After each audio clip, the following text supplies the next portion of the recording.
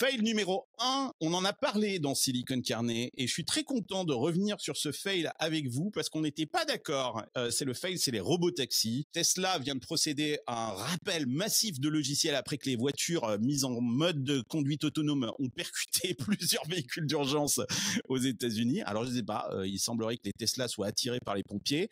Donc il y a eu plusieurs accidents là-dessus, mais le plus grand flop, ça a été Cruise. La division de General Motors, qui est devenue la première entreprise à proposer des trajets en taxi sans chauffeur à San Francisco. C'était devenu presque une attraction à San Francisco. Les gens venaient voir ces voitures autonomes qui circulaient de jour comme de nuit. Il y avait une flotte de plus de 400 voitures et les Chevrolet Bolt de Cruise étaient bardés de capteurs et ils ont commencé à accumuler des accidents et notamment un accident il y a quelques mois d'un piéton qui a été traîné sur 6 mètres. Et du coup, en octobre, le DMV, qui est ce département californien des véhicules, a suspendu les robotaxis de General Motors et depuis la société est complètement pratiquement en faillite, hein, on peut dire. C'est-à-dire qu'il y a eu des licenciements, le PDG a dû démissionner.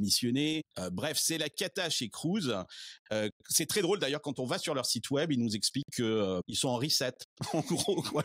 C'est Cruise n'existe plus, ils sont en train de travailler. Ils disent un truc sur leur site web qui est très drôle. Ils disent on a décidé de tout repenser et de mettre la sécurité comme enjeu numéro 1.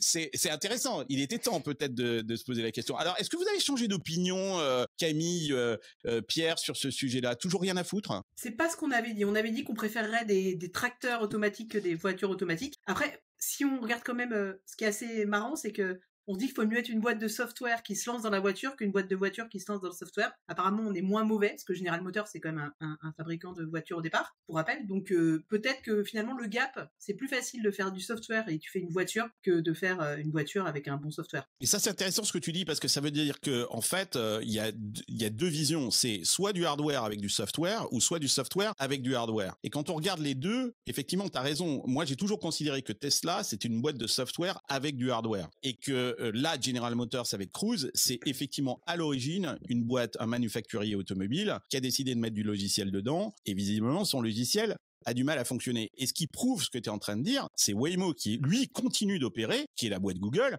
qui est une boîte de software par définition et qui, elle, continue à opérer à San Francisco. Les véhicules continuent de fonctionner. Et d'ailleurs, Waymo a pris l'ascendant. Maintenant, bon, c'est pas difficile puisque Cruise a pratiquement disparu, mais Waymo continue d'opérer. Ils viennent d'ouvrir d'ailleurs un nouveau contrat avec Phoenix, où leur objectif, c'est de desservir l'aéroport de façon automatique avec des véhicules autonomes, notamment entre 22h et 6h du matin. Et je trouve que ça, c'est plutôt une bonne idée pour désengorger le trafic. Pierre, tu avais d'ailleurs un point là-dessus sur le trafic. Tu disais qu'en fait, ces robotaxis réglaient pas le problème du trafic.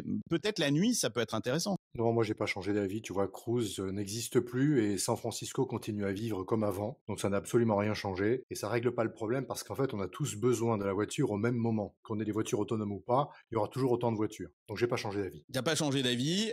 Toi, de ton côté, Seb, comment tu l'as vécu ce fail de Cruise? Moi, je les ai pas testés chez toi parce que ça fait ça doit faire au moins 2-3 ans que je suis pas allé aux US. Et je me rappelle avoir testé notamment en marge du CES à Vegas des véhicules autonomes avec Valeo, donc tu vois, gros équipementier français, et ça fonctionnait très bien. Donc je pense que comme toujours, on s'emballe et ça fait quand même 7-8 ans on s'excite là-dessus, on s'emballe toujours un peu au début. Là, on doit être un peu dans la traversée du désert et ça va revenir. C'est-à-dire qu'on l'a surestimé il y a 8-10 ans, notamment à cause ou grâce à Musk, qui nous promettait, rappelez-vous, pour, je sais plus, 2018, des centaines de milliers de taxis, etc., autonomes. Même si, tu l'as rappelé très récemment sur ton podcast, il engrange des millions et des millions de kilomètres et de data, etc., qui font qu'un jour, il sera sûrement très très bon. Mais on a sûrement mis la charrue avant les bœufs. Tu vois, en France, moi je me rappelle, il y a Navia qui faisait des très belles navettes, qui a fait faillite, qui a dû être racheté, s'ils ont été rachetés pour 1 euro symbolique.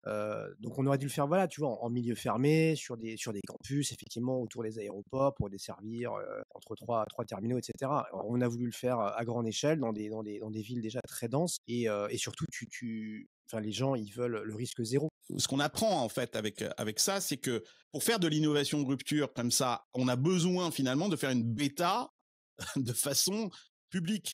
C'est le mantra maintenant de Musk, hein, c'est go fuck yourself, quoi. Grosso modo, c'est ouais, c'est une bêta et vous allez être les bêta-testeurs. Le seul problème, c'est la façon dont c'est communiqué, c'est qu'on ne sait pas véritablement qu'on est des bêta-testeurs. On a vraiment, ça nous est vendu comme si c'était déjà opérationnel et comme si ça fonctionnait déjà. Maintenant, la question, c'est est-ce qu'il est possible pour ces innovations-là d'avoir un risque zéro?